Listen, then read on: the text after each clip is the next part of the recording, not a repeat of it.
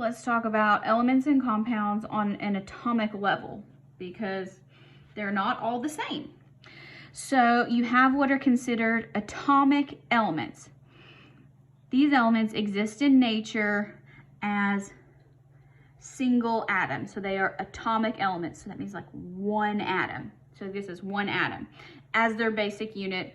This would be just about most of the elements of the periodic table. So most of all of your metals, except for mercury, so most of your metals and these over here, there's just a few that don't. But so if you look on your periodic table, like sodium, neon, that's a noble gas, carbon, potassium, magnesium, most of these are going to exist as atomic elements. Now, molecular elements, this is not an oxymoron. It really seems like it doesn't make sense. It's not a paradox. They're not mutually exclusive. So, molecular elements do not normally exist in nature by themselves. So, instead, they exist as molecules. So, this is where you have two or more atoms that are of the same element, but they're bonded together. So you have one element existing two or more that are stuck together. And we'll talk about kind of why that is when we get to chapter 9. Turn the page. So examples here. Hydrogen exists as two. So if there's two of them, we actually call these diatomic. And if there's more than two, we call them polyatomic. There's 3 of them, but we only care about 2. So you can look at them here on this periodic table. They make an L, and then they make a smaller L. So hydrogen, and then when you get to nitrogen, oxygen, and all of the halogens, they always exist as diatomic. So you would represent them if you see like something that says oxygen. So if you see the word oxygen, you automatically write O2. You've probably done that before in other science classes. Nothing's the same here, but now when you see chlorine, you're also going to know to write, well, chlorine always exists with a partner. So these get lonely, so they want a buddy. Now, we will not be dealing with elemental phosphorus and sulfur molecules, but just to tell you that they do exist in nature. Phosphorus exists in 4 atoms, so it's a tetraatomic. So that phosphorus is P4, sulfur actually is S8 molecules. We do a fun experiment with that in 180. So these are called molecular, just write it down again, molecular elements. There's not many of them. You're bound to forget them at some point after all the stuff that I'm about to tell you, but that's okay. Keep trying. So now let's talk about, we've also talked about molecular compounds and ionic compounds. So there's 4 different categories. We have atomic elements, molecular elements, ionic compounds, and molecular compounds. That's 4 of them. So an ionic compound has ionic bonds. So that means you're going to have 2 oppositely charged ions. Now in a molecular compound, you have what are called covalent bonds.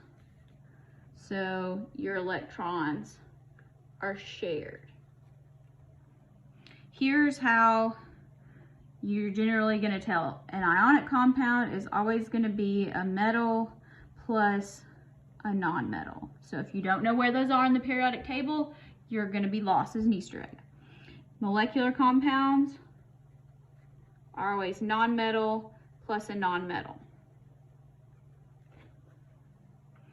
Now, in an ionic compound, the basic unit, so the building block, is actually called a formula unit. And formula units stack up on each other and they actually form crystals. So think about table salt. You see a big crystal. So a molecular compound, these don't really group together. They don't form crystals, so their basic unit, they don't stack up, is actually just the molecule.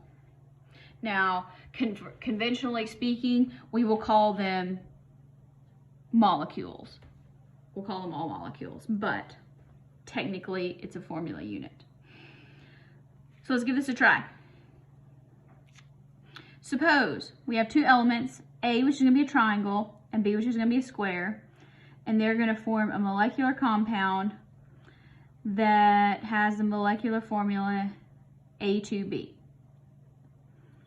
We'll come back to this other one. So let's draw what it's going to look like. So A2B. So that means we're going to have two triangles and one square. And so this is a molecular compound.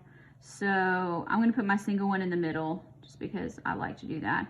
And they're going to be kind of touching like that. And they're going to be sharing their electrons. How about that? All right, so now we have C, which is a circle, and D, which is a diamond, and they're going to form an ionic compound that has the formula CD. Okay, so we have C and D. So this is an ionic compound. C is a circle, D is a diamond. They're stuck to each other, so I'm going to say this one's positive and this one's negative because it's an ionic compound.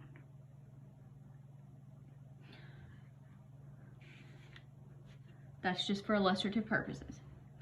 Okay, now let's try these. Pause the video and try to determine, you use your periodic table, if it's an atomic element, a molecular compound, or an ionic compound. So take your time, try to figure it out. Fluorine is a molecular element, not a compound. N2O is a molecular compound because fluorine exists as F2. This here is a nonmetal plus a nonmetal. Nitrogen is a nonmetal, oxygen is a nonmetal. Silver is a metal. It's just an atomic element, like most of the periodic table. K2O, this is an ionic compound because you have potassium is a metal, oxygen is a nonmetal. Fe2O3, also an ionic compound because iron is a metal, oxygen is a nonmetal. Cl2, that would be chlorine. That would be a molecular element. So it's an element because it's just chlorine, but it's molecular because there's two of them. Turn the page.